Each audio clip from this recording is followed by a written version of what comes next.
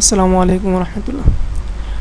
আজকে আমরা এই ভিডিওতে শিখব যে কিভাবে আমরা যে ক্রস কার্সারের মাধ্যমে কাজ করি অটোক্যাডে।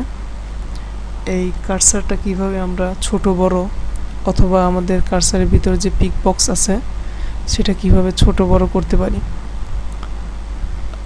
আমাদের ড্রয়িংয়ের সুবিধার্থে আমরা বিভিন্ন রকম ভাবে আমরা কার্সারটা ইউজ করি, বিভিন্ন শেপে, এবং যার যেরকম সুবিধা সেই সুবিধা মতো যদি আমি আমার কার্সারটি এডিট করতে চাই তাহলে আমরা কিভাবে করব সেটা আজকে আমাদের এই ভিডিওতে শিখব।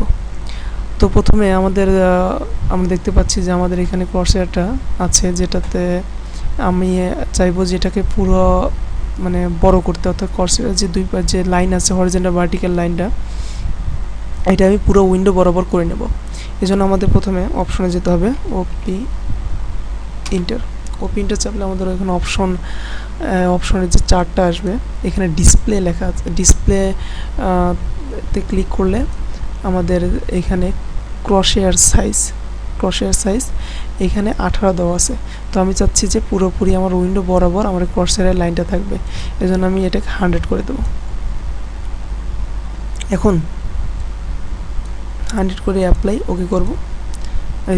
দেখতে পেলাম যে আমাদের হরিজন্টাল ভার্টিক্যাল যে লাইনটা আছে ক্রসহেয়ারে, সেটা পুরো উইন্ডো বরাবর হয়ে গেল।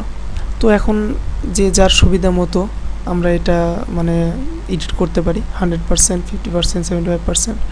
এখন আমি এর মাঝখান যে পিক বক্সটা আছে, আমরা দেখতে পাচ্ছি সিলেকশনের সময় যে পিক বক্সটা, এই বক্সটাকে আমি আরও বড় করব। এই বড় করার জন্য আমাদের আবার অপশনে যেতে হবে।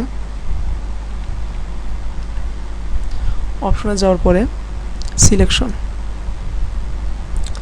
এখানে পিক বক্সের যে একটা সাইজের যে অপশনটা আছে, অপশনে আমি এখন এটাকে আমি আরও বড় করলাম, অ্যাপ্লাই ওকে। আমি দেখলাম আমার পিক বক্সটা বড় হয়ে গেছে। এখন আমি পিক বক্সটা আরও ছোটো করব।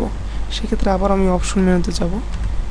অপশন মেনুতে যাওয়ার পরে এখানে পিক বক্স অথবা সিলেকশনে পিক বক্স আছে, এটাকে আমি ছোট করে দেবো, একবারেই ছোট, অ্যাপ্লাই ওকে। আমি দেখলাম আমার পিক বক্সটা অনেক ছোট হয়ে গেছে। তো এইভাবেই আমরা আমাদের ক্রসহেয়ার অর্থাৎ আমাদের কার্সার দিয়ে আমরা আসলে অটোক্যাডে কাজ করে থাকি, এটা ছোট বড় অথবা আমাদের পিক বক্সটা ছোট বড় করতে পারি, অর্থাৎ এটার এডিটিং করতে পারি।